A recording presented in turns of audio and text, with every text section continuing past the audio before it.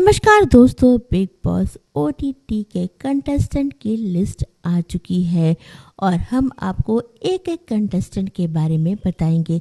सबसे पहले हम बात करते हैं सोनम बख्तावर खान के बारे में।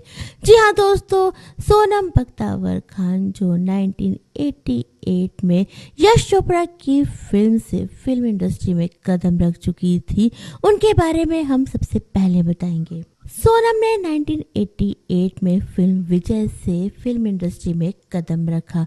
सोनम एक बेहद खूबसूरत एक्ट्रेस थी।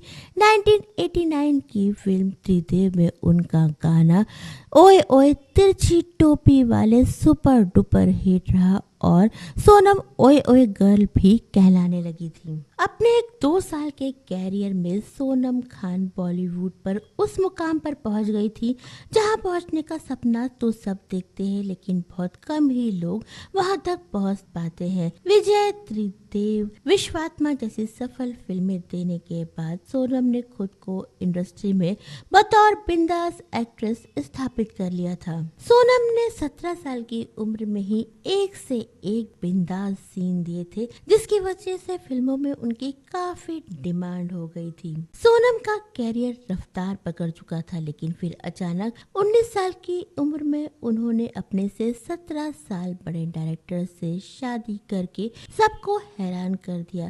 दरअसल उन दिनों फिल्म इंडस्ट्री पे अंडरवर्ल्ड का साया मंडराता रहता था। ऐसे में सोनम खान का नाम अबू सालेम के साथ जुड़ने लगा था। अंडरवर्ल्ड से दूर रहने और इंडस्ट्री में अपनी इमेज को बचाने के लिए एक्ट्रेस ने त्रिदेव और विश्वात्मा जैसी सफल फिल्मों के डायरेक्टर राजीव राय से शादी कर ली। मीडिया रिपोर्ट्स के मुताबिक सोनम और राजीव त्रिदेव की शूटिंग के वक्त से ही एक दूसरे को डेट कर रहे थे। सोनम संग शादी के बाद राजीव को भी अंडरवर्ल्ड से धमकियां मिलने लगी, यहाँ तक कि अबू सालेम ने राजीव पर जानलेवा हमला भी कराया, जिसकी वजह से सोनम और राजीव इतने डर गए कि उन्होंने देश छोड़ने का फैसला कर लिया। सोनम और राजीव पहले तो यूएस चले गए, इसके बाद वो स्विट्जरलैंड चले गए। 4 देशों में रहने के बाद 2012 में सोनम ने अपने देश वापस लौटने का फैसला किया। अंडरवर्ल्ड के खतरे की वजह से राजीव और सोनम के रिश्ते में दरार आने लगी।